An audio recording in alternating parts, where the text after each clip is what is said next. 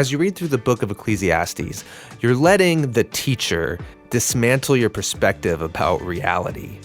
And it isn't pleasant. At the conclusion of the book, the author says about the teacher that the teacher's words are like a goad at the end of a shepherd's staff. Sometimes they would sharpen it to a point. It's basically saying it's like a sharp, pointy stick, and he's jabbing you. Why read a book like this? Why put it in the Bible? The whole reason why we're being exposed to the teacher's words is the author thinks this is a really important exercise to have our illusions dismantled. In order to do this, the author brings up three main points over and over. The first is death. There are moments in life here under the sun where it's hard to see if humans are any different than animals. And death is one of those. The second somber drum he sounds is the steady march of time. What does all of our striving and energy really produce? Because our life is hevel. It's here today, gone tomorrow. And finally, the great equalizer, the randomness of life itself, chance. Death, time, and chance just really have a way of putting a wet blanket on your life. Amidst these cruel realities, the teacher also brings a surprising, optimistic warmth. For the teacher, acknowledging our frailty, our mortality, our lack of control is the silver bullet for coming to enjoy your life. There's a beauty and a gift and a goodness to things that because I cannot control them and because they're not guaranteed. And at the end of the book, the author speaks up and tells us we must still fear the Lord. Even though my every deed, hidden, good or evil, it may not have a guaranteed outcome in my lifetime, I am still accountable for it. The pointy, painful, and promising wisdom of Ecclesiastes. Here we go. From now on, no regret. Lift my head, try my best, and hush, hush, little one, hush, hush, little ones in my head.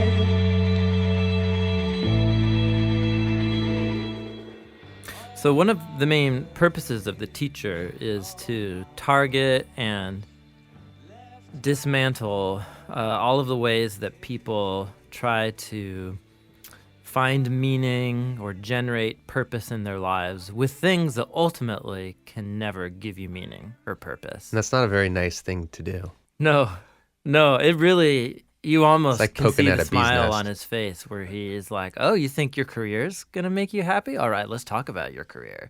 Yeah. And how, it's going to give you stress and anxiety and make you die of old age. And then you pass on all your work when you retire to people who don't care about anything you did. He finds joy in bursting people's bubbles. It does, yeah. You think, the weekend parties are going to make you happy. You think people honoring you and giving you status. And this isn't a guy you'd want to hang out with, really.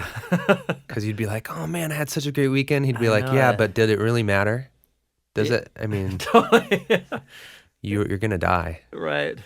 You're going to die, and was it really worth the ulcers and the sleepless nights? And Monday always comes, no matter whether you went to Tahiti or...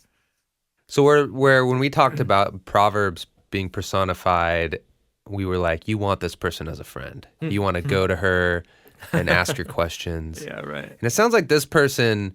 Like, you want to check in every once in a while, but for the most part, you're like, uh-oh, you see him coming towards you, and you're like, duck the other way. But put it on your calendar to check in. That's right. Once or twice a year, it's a reality check. Yeah. Yeah, it's interesting. At the conclusion of the book, the author says about the teacher that the teacher's words are like a goad. Mm-hmm. It's like at the end of a shepherd's staff. Sometimes they would sharpen it to a point. Yeah. It's basically saying it's like a sharp, pointy stick, and he's jabbing you with the words in these So books. the book itself is calling his teachings a sharp, pointy stick that jabs you. It's a sock in the gut, so to speak. That's how it feels. But the whole reason why we're being exposed to the teacher's words is the author thinks this is a really important exercise to have our illusions dismantled. And so the main way, the teacher will go through all these topics, work, career, relationships, pleasure, and he has two main sets of ammunition to explode your bubbles.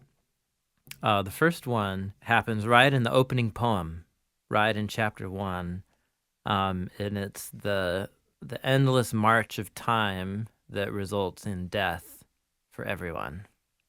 So here's this great poem about, look at a river, it just goes and flows out to the sea. And it never stops. The sea is never full. But the sea doesn't fill up, does it? And then the mountains that generate all of the, snow that becomes the water, the thing's been there forever, and it's going to be there long after you.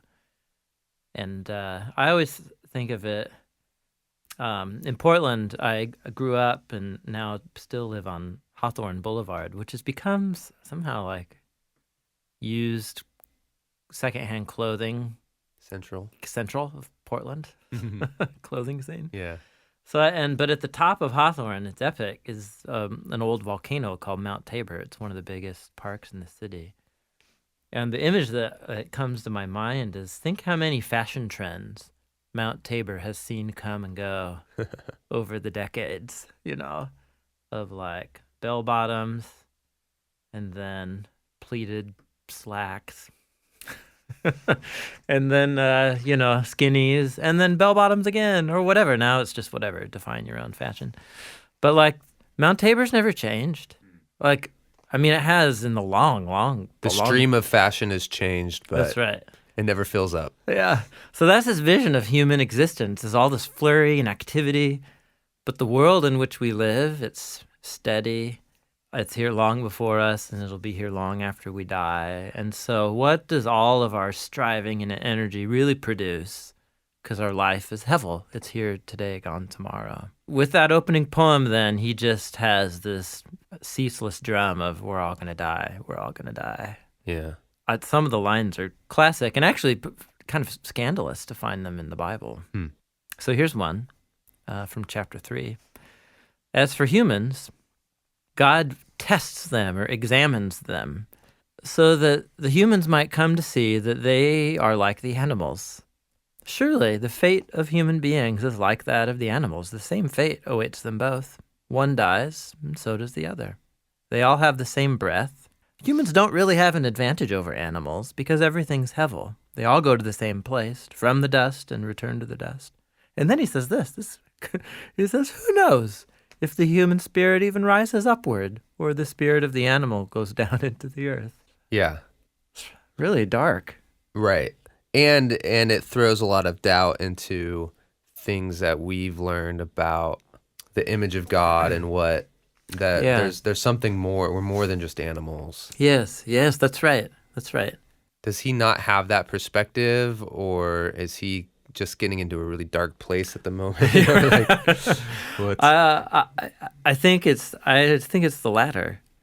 Yeah, I think. And again, remember, there's the teacher's voice, right? And then the teacher's voice is mediated to us through the author's voice, who really does believe humans are unique and that there is a future beyond death. But the point is that there are moments in life here under the sun where it's hard to see if humans are any different than animals. And death is one of those. You look at death and you just go, man, everybody dies. Yeah. I see roadkill on the street, and then I look at a graveyard, and then I see in the graveyard the jerk, the wealthy, arrogant person, the really kind, generous man, and the woman who gave her life away to her friends, and you go, look, they all ended up dead. It's hevel. It's the great equalizer. And who knows if the human spirit rises upward? What does he mean there? Yeah, there's been a lot of debate about this in chapter 3, verse 21. I think his point is we can see all living creatures, animal or human, go to the dirt. And we don't have any concrete proof, he says, of what happens after that. Right. So do humans have some post-mortem advantage over the possum roadkill? Right. You know? He says, like, Who knows? you can't prove it. Yeah. I think that's what he's saying. Yeah. So we haven't really talked about this, you know. As a follower of Jesus, this isn't the last book of the Bible for me. Right. You know, and my whole worldview is built on the claim of the apostles that Jesus rose from the dead. Mm-hmm. So that puts he this didn't kind have of that. line into a bigger context for me, and I hear that line differently than, you know, somebody, than the teacher. But I think for his point, he's just saying, look at the evidence. Where does the evidence lead you? Everybody dies. If everybody dies, regardless of what kind of life they lived, what evidence do you have that humans have anything better going for them after death? Yeah. And that's honest. Mm-hmm. Yeah, Really. Ecclesiastes is very honest. Yeah, book. even if you believe in the resurrection of Jesus and the future hope for the world, that's still, you can't deny, or you shouldn't deny, that you've felt that same feeling before. Right. Like, really? Is this really true?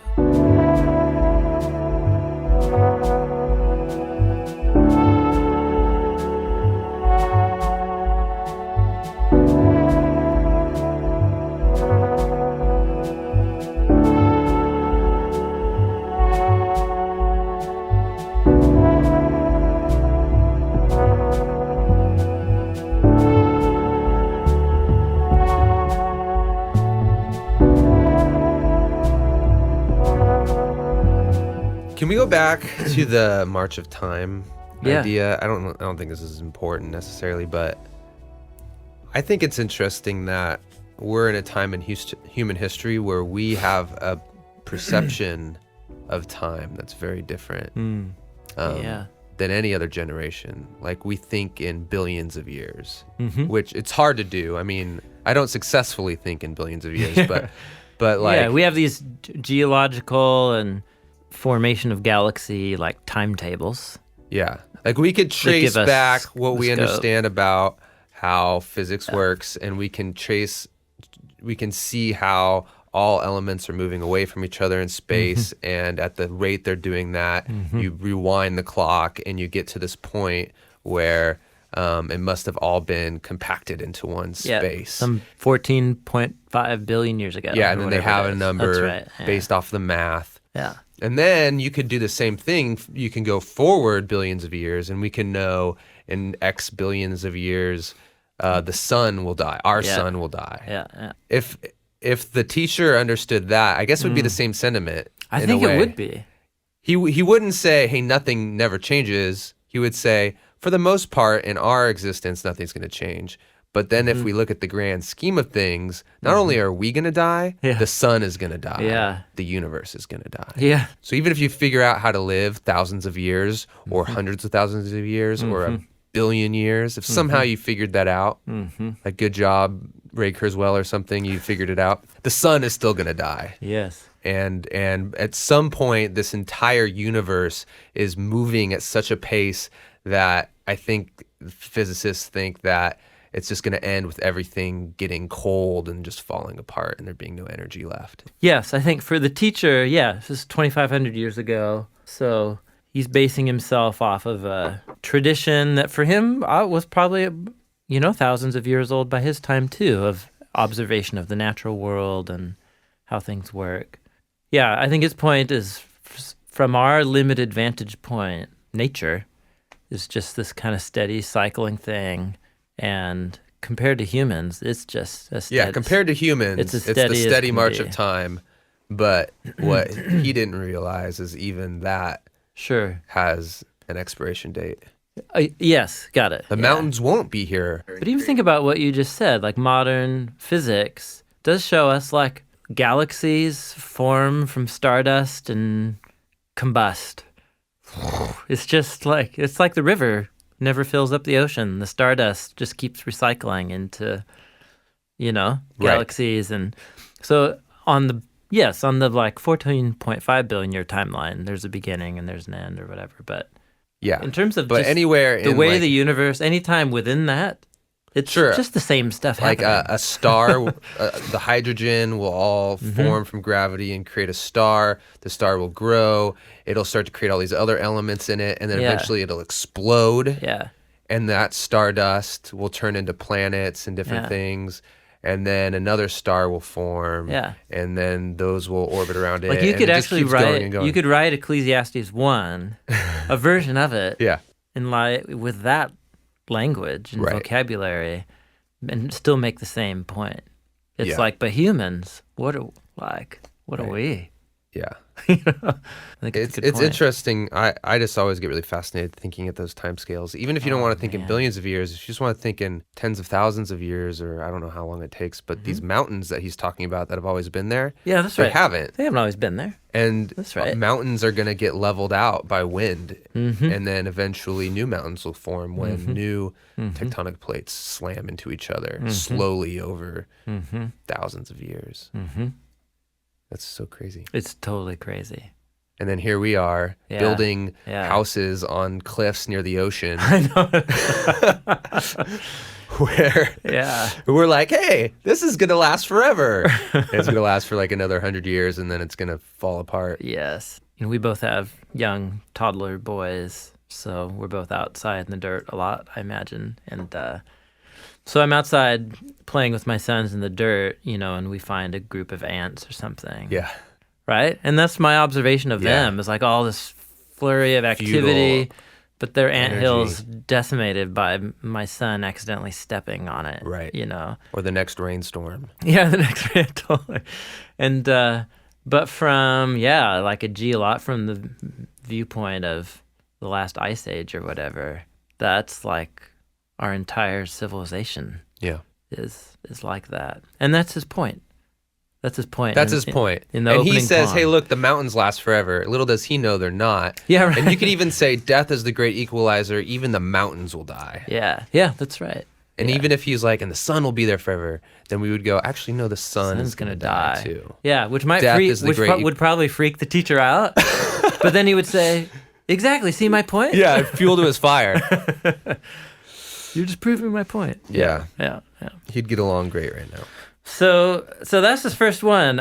It makes the part of what makes the book really humbling or depressing on some read-throughs. It's just he's constantly talking about death, from the opening poem to the very last poem in chapter 11 going on into 12. And he has this whole poem about aging, about your final years as an aging human, and how while you're young, make the best of it because the days are coming. And he uses all these metaphors where the grinders Enjoy the cease, moment. The grinders cease. and the windows don't show light anymore. Your body just stops working. Yeah. He says that too makes all your years of youth and enjoyment feel like hevel, because those years can go on forever and you're miserable. Another thing that the teacher really enjoys bringing up, this happens a number of times, is this focus on chants, what he calls chants. So, for example, this is my favorite one in chapter 9, verse 11.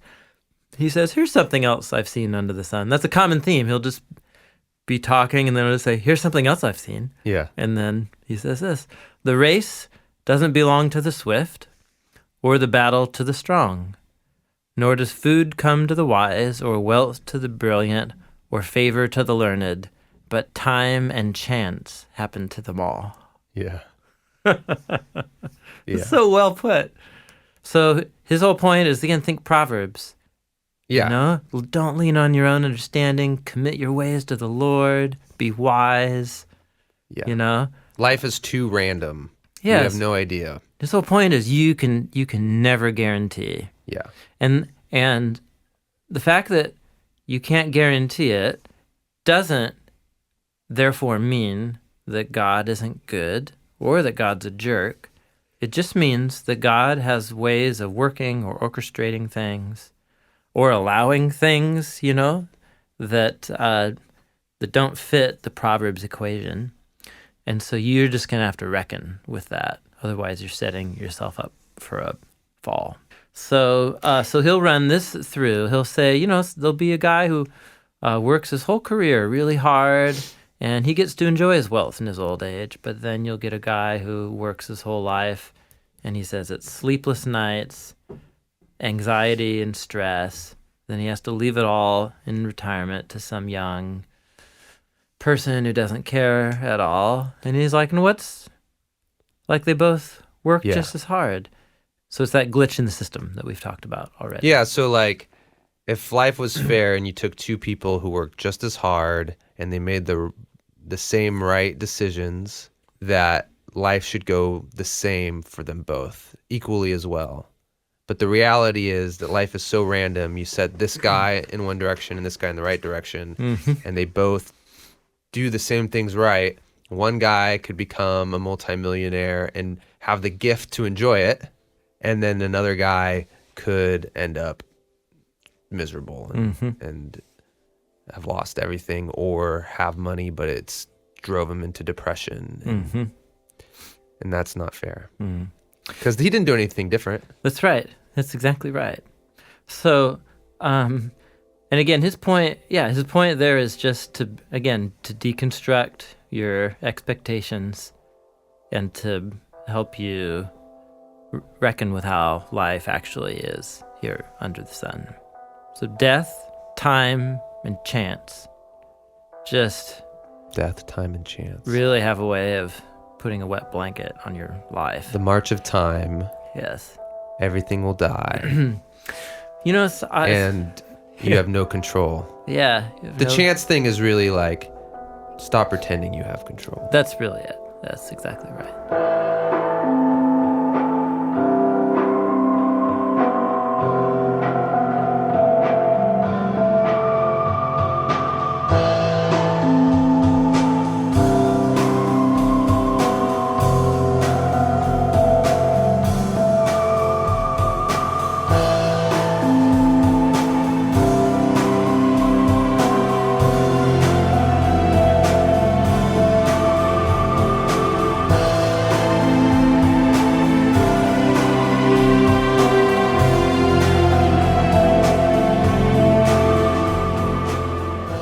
One might walk away from Ecclesiastes going, why did I ever read Proverbs?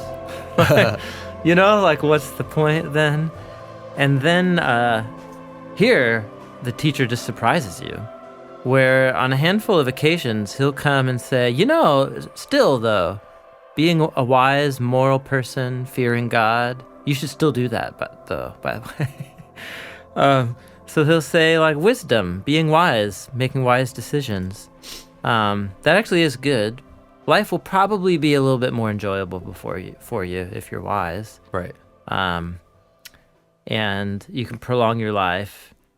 You're increasing your odds. You're increasing your odds. You still don't have control. No guarantees. No guarantees. But better odds. Better odds. You're playing the odds. Yeah. So he says, you know, be wise, but don't try and stake everything on being wise. He says in chapter 7, be righteous and be a moral person with integrity, but don't stake everything on that. Don't stake everything on that. I remember that verse. The way it's phrased, it almost makes it sound like you shouldn't. He's saying, don't try to be overly righteous, right? Yep. Yeah, that's it. Yes. And you're like, overly righteous? Yeah, don't. That's exactly what my Sunday school teacher wants me to do. Yeah, look what he says. This is in chapter 7, verse 16. Don't be overly righteous, nor be overly wise. Why should you destroy yourself? It takes a lot of effort to be such a good moral person. But also don't be overly wicked, and certainly don't be a fool, because why should you die young? Now, do we need to take this all with a grain of salt because he's in his dark place, or? Well, look at his conclusion. He said, it's good to grasp the one and not let go of the other, and the one who fears God will avoid all extremes. So if you fear God, you will avoid being overly wicked. That makes sense. Mm-hmm. But fearing God will also make you allow you to avoid being overly righteous. Overly righteous, yeah. It sounds odd to say it, but I think in the context of the book, you can sort out what he's saying. It's good to be righteous. It's good to strive to live a good, upright, moral life. But something happens when that's my sole focus and mindset, especially on the misreading of Proverbs that says, oh, if I just live like this, then plug in the formula, God's going to shower wealth and blessing on me from heaven. He has to, because I'm doing the right thing. Yeah. I think that's what he's talking about, overly righteous. So an example would be someone who comes to you and says, I did this right, I did this right, I did this right, I'm doing this right. Yeah. And I'm still not enjoying this, and that God hasn't hooked me up with this, and you would say to that person, you're being overly righteous. Maybe. I think that's what it means. Yeah, like maybe in a pastoral setting, it's someone who's having a crisis of faith because, they didn't get the promotion, and they've been working so hard and telling the truth, and they've been sharing with their coworkers about Jesus, and they've been praying, and they serve at church, and why didn't God hook me up? Really, like we all, it's very easy for religious people to get into that mindset very quickly. When things go wrong, you start to think about all the things you've been trying to do right. Yeah. And like, why couldn't God come through But for as me a in this pastor, one? you wouldn't go to that person and say, okay, well, why don't you go and, go hang out at a strip club for a while and like level it out a little bit. You're being a little too righteous. That's not the point. Oh, that's not the point. The point is, You've found yourself in a mindset where you believe that God owes you something because of your attempts to live a good life. And that simply living that way will guarantee positive outcomes for me. I have a very black and white thinking, so it's like there's a right and the wrong. So any decision you can make, there's the right thing to do, there's the wrong thing to do. And I can get paralyzed by that. And of course I'm not always, sometimes I'm just like, I'm going to do the wrong thing. I'm just going to, whatever. But when I am trying to do the right thing, that becomes it becomes paralyzing sometimes because you can't always know what the right thing is. I guess that's a point where it's just like, okay, let yourself off the hook. Maybe this is right, maybe this is not. But if I obsess about it too much, I'm just being overly righteous. Would that be a good example? Yeah, I think he's talking about a mindset. I don't think he's talking about being a moral person full of integrity for the long haul is a bad idea. I don't think that's what he's saying. But I think he's saying there's a mindset you get yourself into where you think that that's going to guarantee certain results in life. Yeah. And his whole point is, man, I've seen righteous people die and wicked people die. It's like, don't overestimate. Yeah, and maybe a key is your own abilities. There's a difference in the way he phrases it. There's a difference between overly righteous and overly wise and fearing the Lord. So like you can. Yeah, that's right. That's exactly right. You can if you could be overly righteous and not be fearing the Lord. Yeah, somehow. That's a good point. Yeah, that's a good point, John. No, that's a good observation. Still fear God and be wise. Yes, that's right. You can overdo it. You can underdo it. You can underdo it. But the key is to fear God, which I guess begs the question for us to have a discussion about. What does that mean? Because in my mind, that's synonymous with being righteous in some way. Or at least it seems like being righteous is an outcome of fearing God. Yeah, it totally is. It's as we talked about in Proverbs, it's a moral mindset. Yeah, it's a mindset that acknowledges that there is such a thing as right and wrong, and that I need to honor those boundary lines in life and in the universe and my behavior. And so that even when I don't want to do the right thing, I'll do it anyway, because I know that I'm not God and I fear God.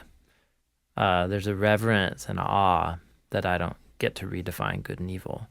So, the teacher says, like, that's a good thing. Yeah. That's going to save you a lot of trouble.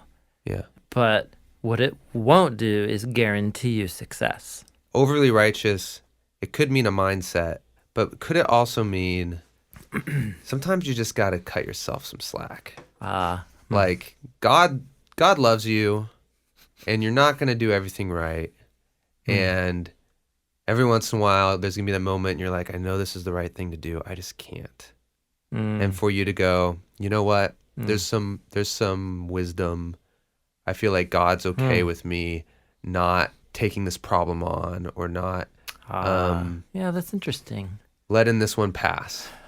And I know if someone came up to me and said, John, why did you let that pass? Like that wasn't the right thing to do. I'd be like, yeah, you're right.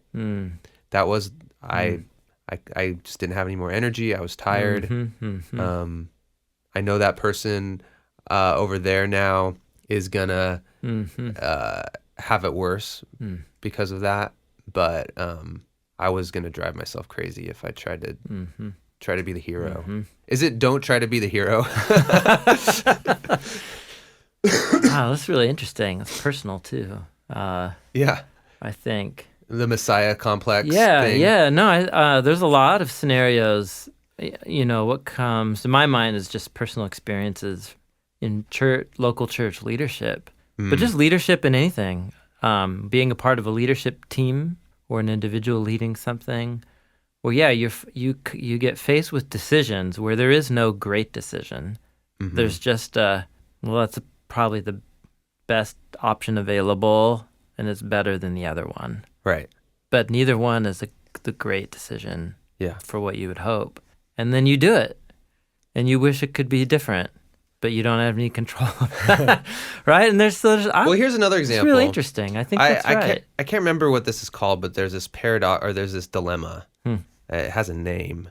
Hopefully I could describe it well. But basically, if you came up to me and said, John, I'm going to die tomorrow. I just need $10. And I said, sorry. I'm like, morally, that's not righteous, right? I can give up $10 to make sure that you survive another day. That you extrapolate that out, and there are 1,000 people somewhere in this world and organizations trying to serve them that if I gave $10, I would save their lives. So what's the difference between me saying, no, Tim, I'm not giving you $10, see you in the afterlife, and me saying no to these organizations? And then you extrapolate that out, and why should I ever shop at New Seasons? Or why should I ever go have a nice meal? Yeah. Or why should I ever do anything? And at that point, it's like, yeah, that makes sense. But you really, how do you live that way? The scenario you just painted, plus the leadership scenario, plus the hero complex. Might be somewhere in there. Yeah, no, I think we're in that same ballpark of... do your best, live a righteous life, yes, care about people, and try to help the world. Yeah, because notice what he says is that over righteousness and over wisdom, being overly wise, will destroy you. It'll destroy you. That's his. And then he says being overly wicked and super foolish, you'll die young. Yeah. So... His whole point it seems like there's so much good that needs to be done in the world. If you try and do it all, you'll destroy yourself. Yeah. And you need to leave some room to, and he talks about this later, just enjoy your wife, enjoy some food, enjoy You're just, it's almost like if you're going to humble yourself and recognize your frailty and mortality, so you can't figure everything out, there's also this balance of recognizing your frailty and mortality. You can't solve everybody's problems in the world, and God's not going to hold you accountable for that. You are responsible to do what's in front of you, fear God. Because I like to do the right thing. I know, yes. I think many people do. Yeah. Maybe even most people want to do the right thing. They want to be an admirable person, make wise decisions, have things go well for them, have things go well for others, make a difference in the world. I do think there are some people, temperament-wise, who obsess over that. Yeah. That's a hang-up for them, or a point of constant stress. For them, just fear the Lord. Yeah. My wife, Jessica, has an amazingly generous heart. And something about just seeing homeless people around the city messes with her. Yeah. So she used this image one time where what she wishes is that she could just be throwing plates of food and money out the window of the car as she drove, through downtown, and making spaghetti dinners, that she's just giving it away as we drive along. Like there's that, that's what She's constantly She's feeling that. She's being tortured. Wow. When she drives around the city, that's how she feels. And yeah, we were just processing that because I'm aware of those people and their circumstances too. Yeah, we walk by a crew of them every day at lunch. Yeah, that's right. And I'm very aware of them, but we have a different emotional response. Yeah. And I think there are some people for whom just hardship and suffering in the world makes them feel extremely anxious that they are not the ones solving that problem. Right. And I think his point is, like, you can help solve some problems. Yeah, it's good that you feel that way. It's empathy. Yeah, but you'll destroy yourself if you Obsess. try and act on every one of those feelings or every time you feel. Or let it drive you into a miserable state of consciousness. Yeah. That's right.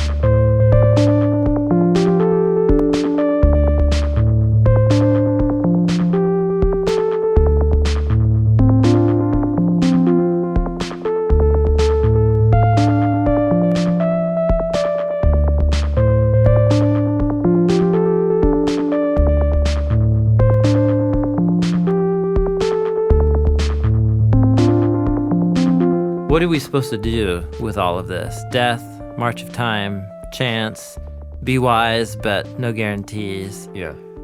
So that all seems like it's setting you up to be an agnostic, right? Or a relativist, or like, Right. you know? And to me, what's most fascinating about this is for the teacher, it's exactly the opposite. For the teacher, acknowledging our frailty, our mortality, our lack of control is the silver bullet for coming to enjoy your life.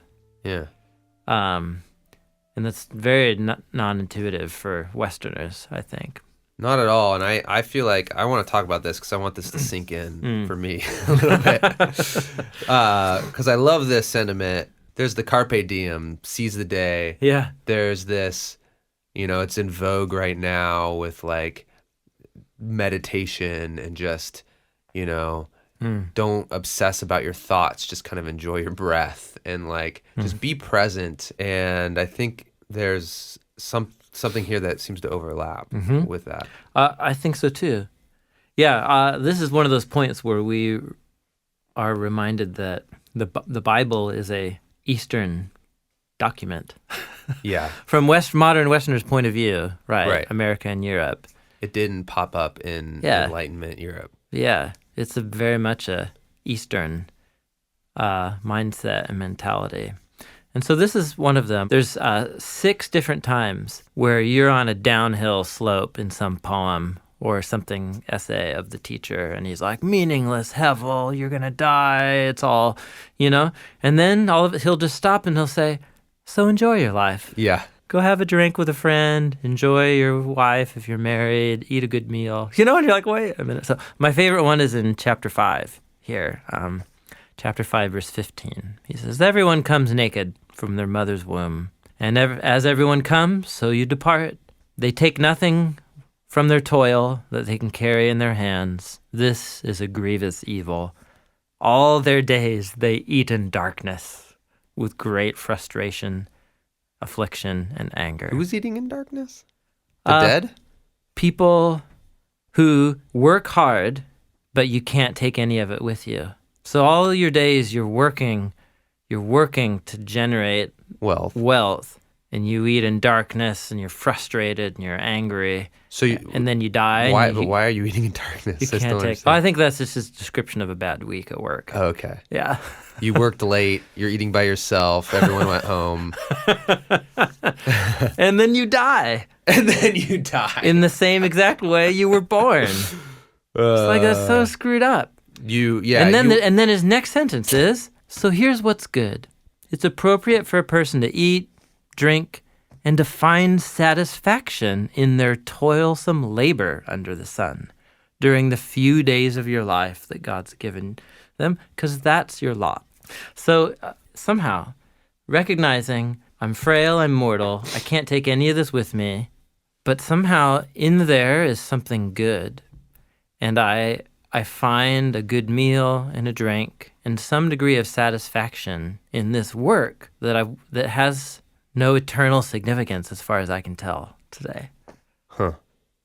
So somewhere in there. Let's paint the portrait again. You're late at work. You just had a horrible day. I mean, someone chewed you out. You chewed someone out. Like a sale fell through. Like all these things, and now you're late. You're trying to clean it up. You're missing an event that your family's at. You really wanted to go to. You're tired. And you skipped lunch, but you still don't have time to eat, so you're just slamming something from the like cafeteria that's gross. Yeah. While you're trying to plug through some emails, wishing you were home, and it feels miserable. And then he says, stop for a second and just enjoy that moment. Because that's your lot. And it might feel miserable, but this is life. You're doing it. Like this is, enjoy that food. Enjoy this next breath, and then do that email, and enjoy the fact that you had one of the worst days of your month, and then move on. Is that kind of what he's saying? I think that's what he's saying. Yes. It's very zen. It's super zen. It's really surprising. 6 different times you have a moment like this. Chapter 8. Here's something else that's hevel on the earth. Righteous people get what the wicked people deserve, and the wicked people get what righteous people deserve. This is hevel, I say. So here's what I commend. Go enjoy your life, because there's nothing better for a person under the sun to eat and drink and be glad. Then joy will accompany them in all their toil, the days of life that God has given them. Yeah. So his whole point is like, things don't always work out in life, and you can't do a thing about it. And somehow there's a release there that enables you to go have a drink with your friends and people you love and to just acknowledge the fact this tastes good. Yeah. And I have these people. And these people care about me. And I have no control over any of this. Yeah. I think that's his point. And everything else right now is falling apart, but this glass of whatever tastes pretty good. Great. And so there's a gift. He calls it the gift of God in coming to terms with my inability to control basically all my life circumstances. Yeah. I love that this is in the Judeo-Christian tradition. Like hidden here in this book is like something that feels very kind of Buddhist or something. It's like, hey, no, this is real. Like you're going to have to do this. Enjoy.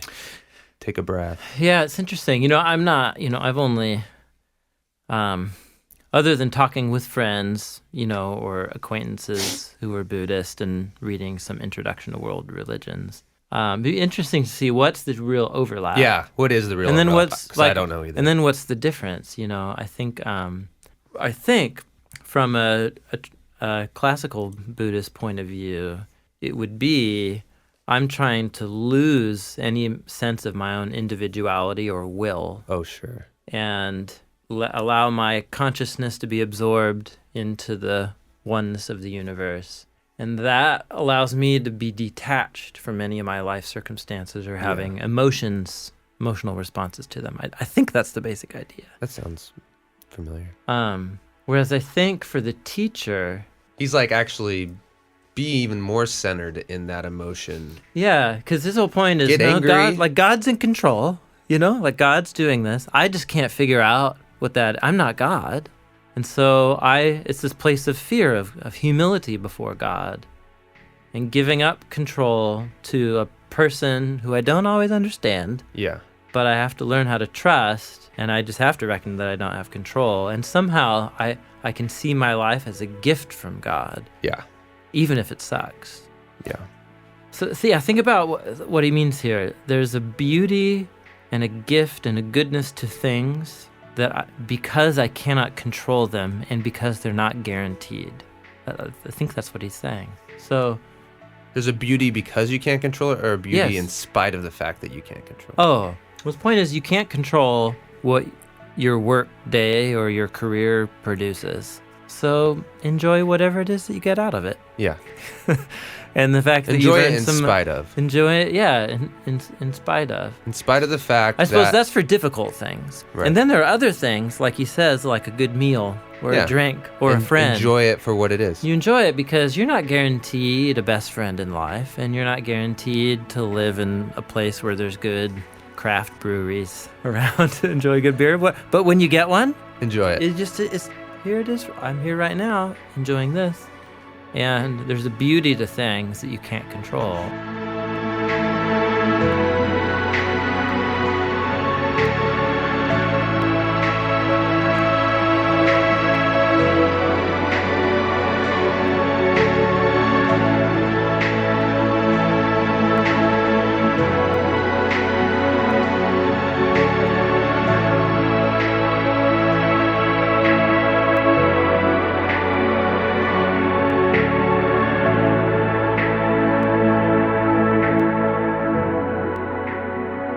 Blaise Pascal, who was, I don't know when he lived. All I've read is the Pensées by him.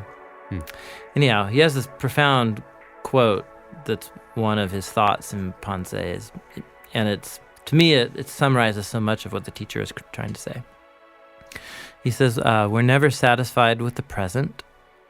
We anticipate the future as too slow in coming, as if we can hasten its course. Yeah.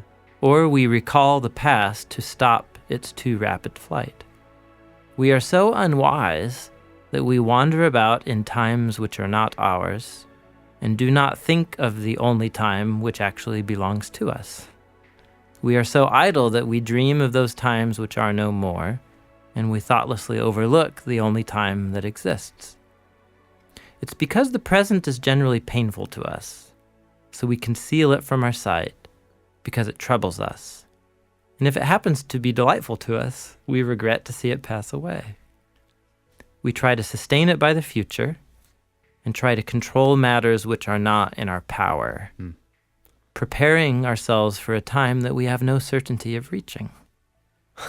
So we should each examine our thoughts, and we'll find that they are all occupied with either the past or the future. Yeah. We scarcely ever think of the present, and when we do, it is only to take light from it to arrange the future. The present is never our end. The past and the present are our means. The future alone is our end, and so we truly never live, but rather hope to live. And as we are always preparing to be happy, it is inevitable that we should never be so. Whoa. That was well put. Oh, dude. That's it. That's probably one of the best summaries of Ecclesiastes I've ever read. I mean, he's basically making a case for living in the present, not being obsessed with trying to control the future or just living in the past. Yeah, or create an illusion of happiness that we don't have anymore. So would you say, and you think this is a good summary of Ecclesiastes, so you think a good summary of Ecclesiastes is how to live in the present? Oh, maybe I should say, I think it's the best summary of the teacher. The teacher in Ecclesiastes. Yeah, that I've come across. Again, because the teacher is the bulk of the book. Right. But the author is bringing him Yeah. so that you can consider it. I think that's right. Yes. So being in the present and viewing what's right in front of me, seeing its giftness, its goodness, 6 different times. It's not a long book. Yeah. 6 different times he goes through this exercise. And death and the march of time, those get repeated a lot, but this is one of the most repeated things in the book, other than the word hevel.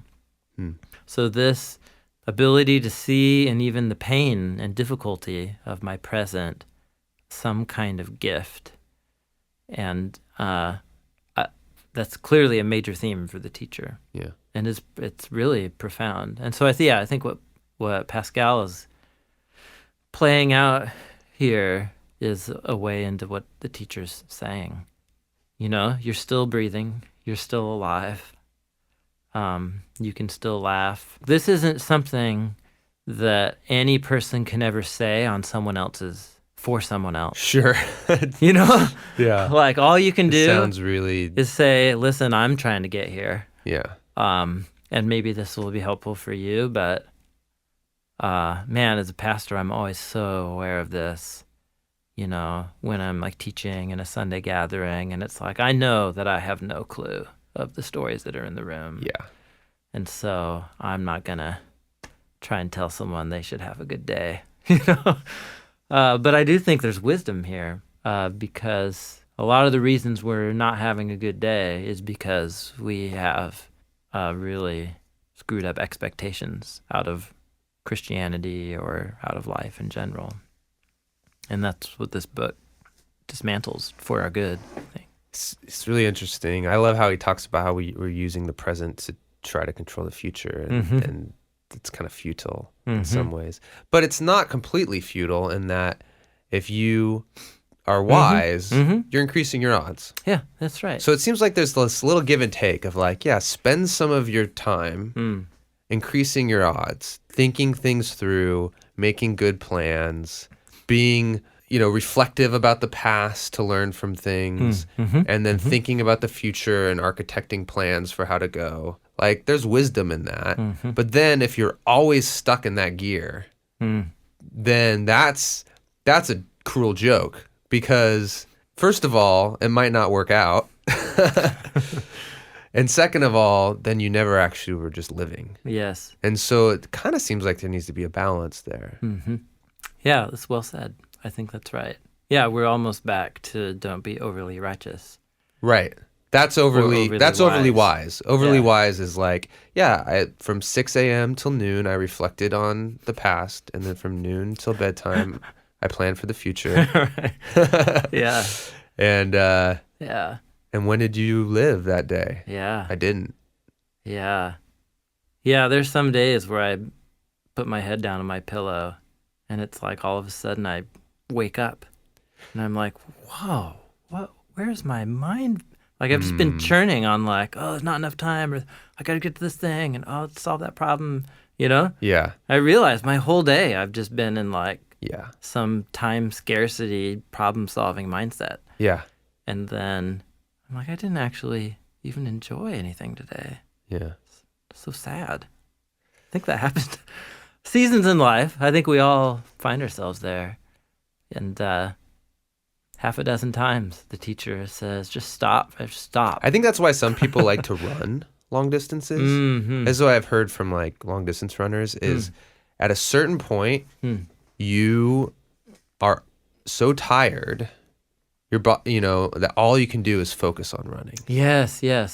You've talked about this with riding your bike. Yes. Like if you're riding up a hill, you're just like, I'm just going to ride up this hill. That's all I'm doing right now. And that's all you can think about. And then I've had it described this way where the runner says, and so I stop thinking about things and I'm just running.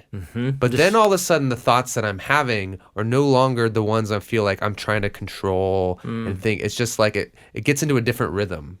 And it's this different creative rhythm where like when you do have a thought, it's almost like a dream state where it's like you're just letting it come and you're like, oh, that's an interesting thought. And then it goes. And then and it's kind of a picture of being present, I suppose. You have to exhaust yourself before you could get there. I know it. Man, before my knee blew out, I used to run a lot, and that was what I loved most. Did you run a lot? Yeah, it was, for me, it was like 25 minutes in. Oh, yeah? That's when it would click? Yeah, 25 to 30 minutes in. And then I couldn't think about work if I wanted to. Yeah. Just had to think about my breathing, and it's very interesting. Again, that's another overlap with more Eastern worldviews that recognize that the state of our bodies has so much to do with our ability to think in a healthy way.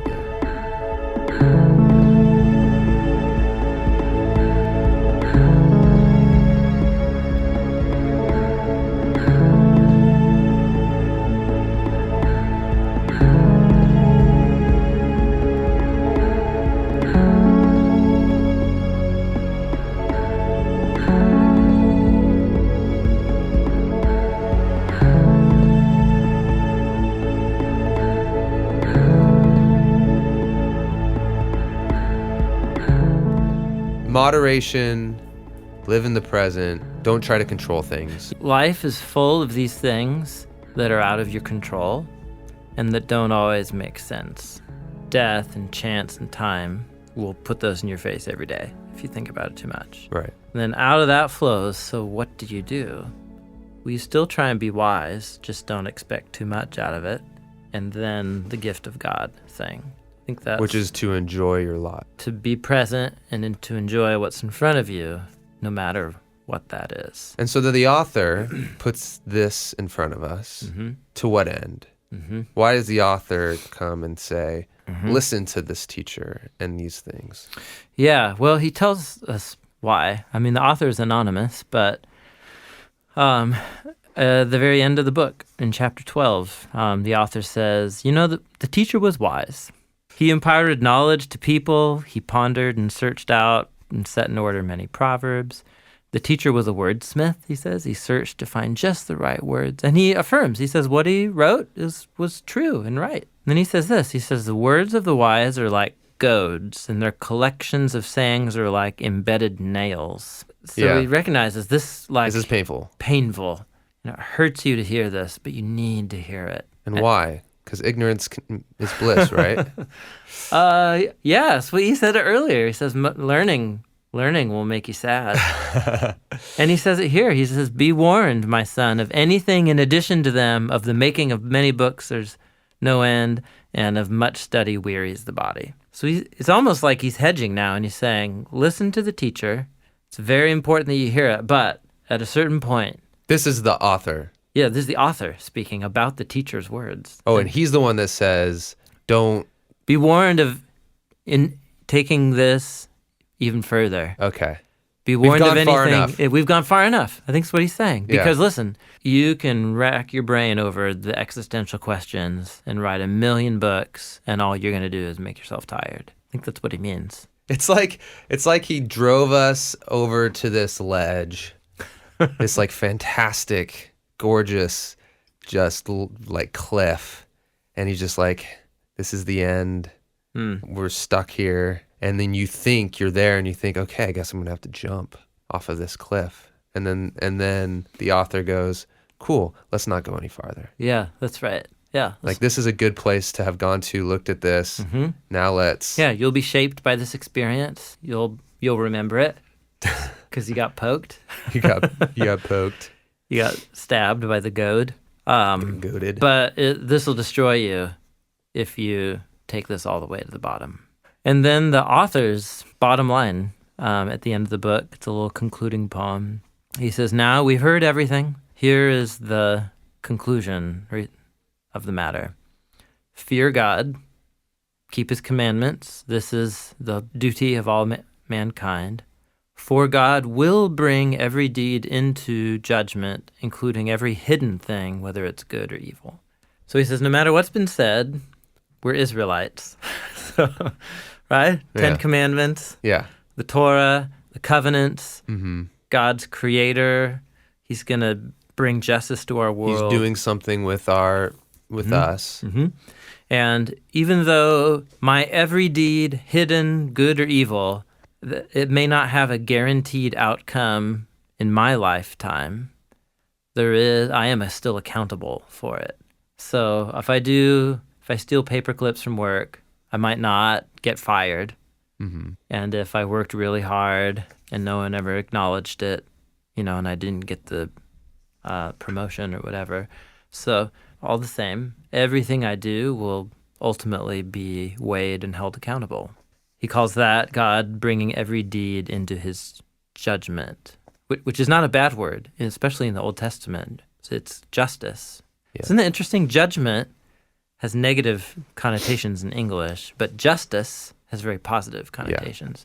Yeah. They're basically synonyms. That's what this is about. We want justice. Yeah. We want people to be held accountable. Right. For what? Well,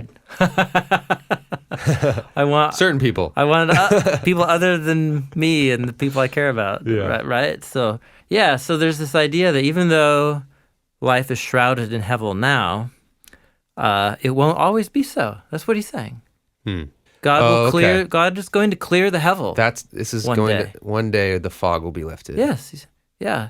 And everything that we've done, it will be very clear what the consequences are. Because you see a really horrible person and you think, where are the consequences for their horrible behavior? And he's like, listen, God will bring justice. And here, right now, hevel. So I still really like this image of the fog. We talked about that, right? Because when you're driving in fog or whatever, it's disorienting. Yeah. You kind of lose track of where you're at. It's a little bit scary sometimes. Life is like that. And in this fogginess, things aren't going to be clear. Things aren't going to work out the way they should, the way you expect. So realize that. And then all of a sudden, the very end, he goes, but one day all this fog will be lifted and everything will be seen for what it is. And so fear the Lord. Yes. Yeah, so it's a future hope that ultimately does give meaning to my behavior. And then so you go back and you realize, yes, what the teacher was trying to focus on was life under the sun, right? Right. So like life now as we experience it. Life in the fog. It's like life in the fog, yeah. And life in the fog might start to eat away at your motivation to do the right thing and to fear the Lord. And life in the fog, you're going to see things happen that seem like they go against what ought to happen in the world, and they certainly go against what the Proverbs say. And so there's a profound forward focus here at the very end of the book that's very similar to. We're in the same neighborhood of a Jewish Christian worldview of a hope for final justice. And so the wisdom of this book is for me to adjust my expectations to life here under the sun. That allows me to enjoy it because it's really screwed up a lot of the time, but it's still good, and there's still goodness worth enjoying, despite the fact that there's no guarantees that it will work out for me here. So in a way, Proverbs is setting out this general rule: live this way, and this will likely be the outcome. Ecclesiastes comes along and explores it from our perspective of the exceptions. But wait a minute, it doesn't always work out that way. What does that mean for me? Like, what kind of world am I in then right now? What should my expectations be? That's Ecclesiastes.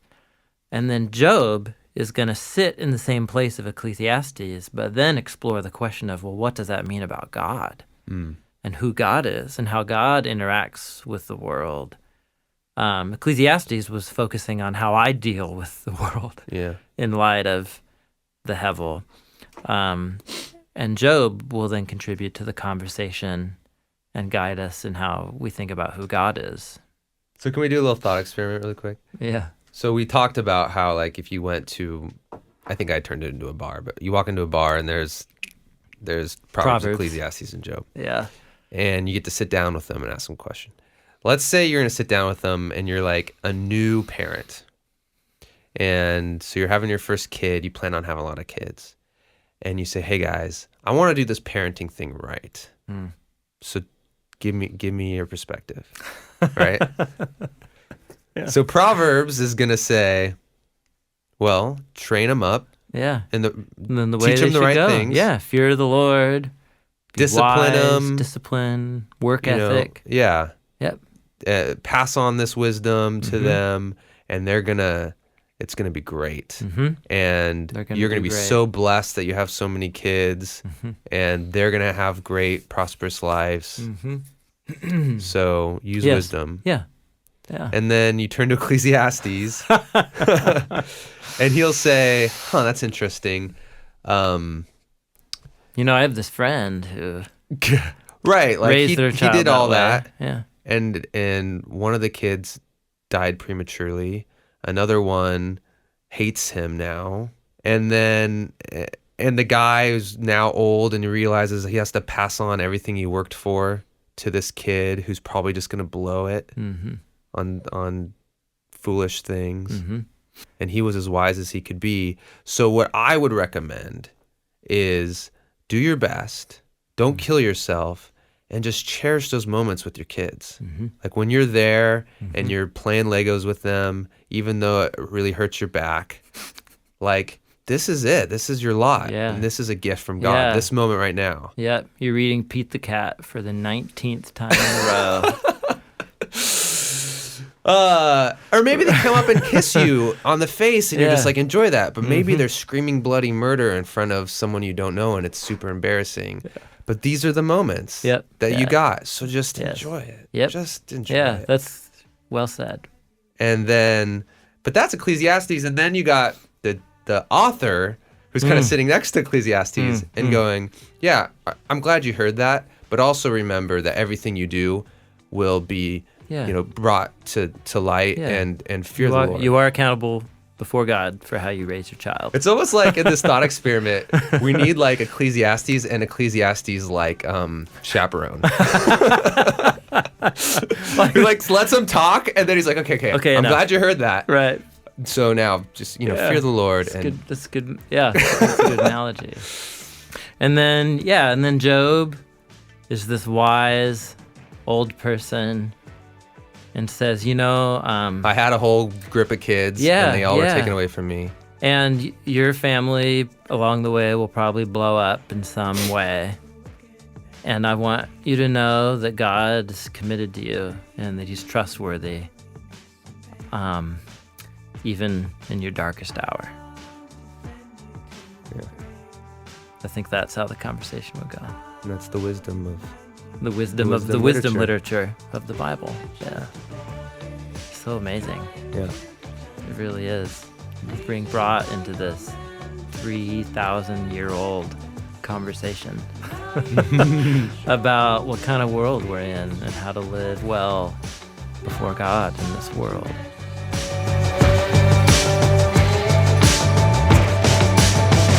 That's it. Thanks for listening to this episode of The Bible Project. I'm John Collins, and that was a conversation with Dr. Tim Mackie, our good friend Tim Mackie, on the book of Ecclesiastes. We boiled this all down to a 5-minute video that we put on YouTube. It should be up on YouTube in end of July 2016. Our YouTube channel is youtube.com/The Bible Project. You could also say hi to us on Twitter @JoinBibleProj, and we're on Facebook, facebook.com/The Bible Project.